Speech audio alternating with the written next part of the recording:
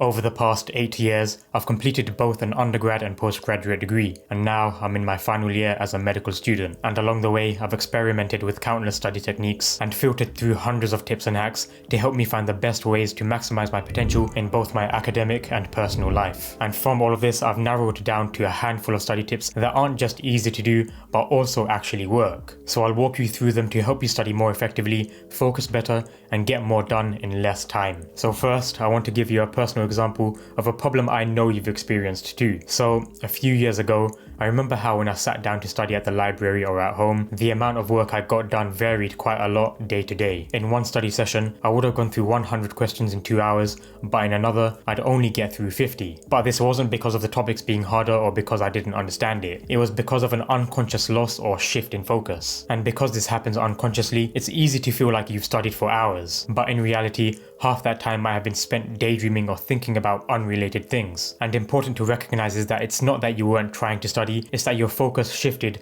without you even realizing. So to make sure you maintain attention and focus towards studying for the entire duration of your study session, make sure to use a blink alarm. This is the simple idea of setting an alarm to go off at a regular interval when you're studying, like every 30 minutes, to make you blink and acts as a reminder for you to regain your study focus. It's not there to rush you to get work done. It's instead there to prompt you to ask yourself, what am I meant to be doing right now? Or what am I thinking about right now? So that you realign your focus to get back on track with studying. I don't normally recommend small tips like this, but this has actually been helpful for clients with ADHD because of how immediate the benefits are. And it only takes 10 seconds to set up. So try it the next time you study to save you from hours of wasted time. And now for the second tip, I want you to think back to a time where you've experienced a problem we've all had, where you learned something difficult for the first time and spent hours trying to understand it, and finally after all of that effort, it makes sense. But when you revisit the same concept and topic a few weeks later,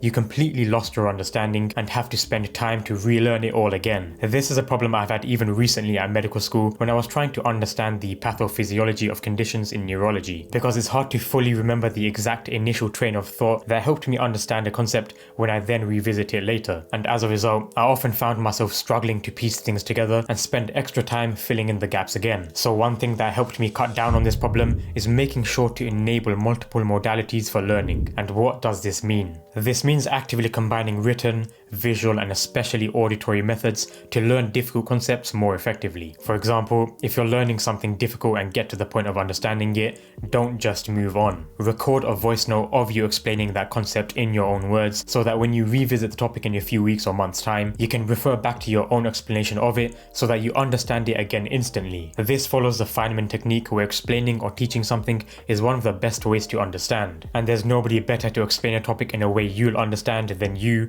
using your own words. Just make sure to be organized with the way you keep these audio recordings. I use a flashcard app called Anki since that allows for audio recordings within each flashcard, but you can also use apps like Notion or even just record with your phone's normal audio recording app and organize it into folders. And now something that a lot of students want to be able to do is study for hours on end, especially during exam season where they want to study and focus all day. But it's difficult and even almost impossible to get yourself to study that much if you've never been able to focus for more than 30 minutes. But one of the biggest techniques I've tried that helped me study for hours with full focus was adapting my study sessions with progressive overload. This follows the idea that when you're at the gym, you'd gradually increase the weights you lift over time to progressively overload your muscles so that they grow bigger and stronger. For studying, this means gradually increasing the length of your study sessions or the difficulty of what you're learning, so that over time, you're able to focus for longer periods without burning out. For example, this could be starting with 25-minute study sessions on day 1, then 30 minutes on day 2,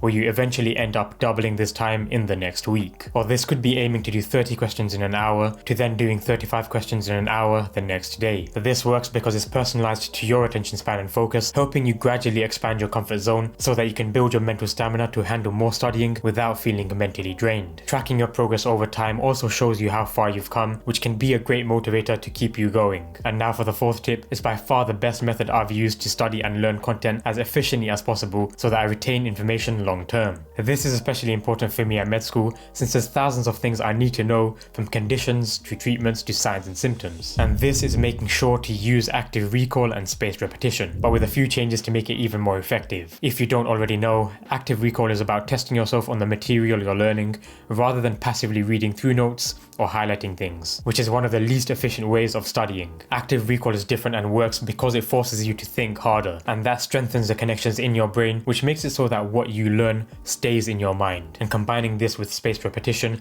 where you review material at increasing intervals over time, such as reviewing the next day, then a week later, then a month after that, strengthens your long-term retention much more efficiently than any other method, making it one of the best ways to recall information during exams. I've made a full video on active recall and spaced repetition where I mentioned the changes to make them even more effective, so be sure to check that out after. And now something that students tend to overlook is the impact your environment has on productivity. And by environment, I don't just mean your physical location, because it's also about changing your mental environment or state. And one of the best ways to change this is by having a study reset. As well as changing where you study to a different physical location, it could also be changing whether you study alone or with people you know are working hard too. And I say people working hard because they might be your friends, or those hard-working people might not be your friends. So this could mean heading to the library, not for the change in environment, but for having other focused people next to you, or going to a cafe where the atmosphere is all about getting things done. The reason this works is because people try to generally blend into their surroundings, and if your surroundings consist of people doing nothing besides working hard, you're much more likely to do the same so that you don't stand out. I know this works because it's what I do. I do my own work with a few of my friends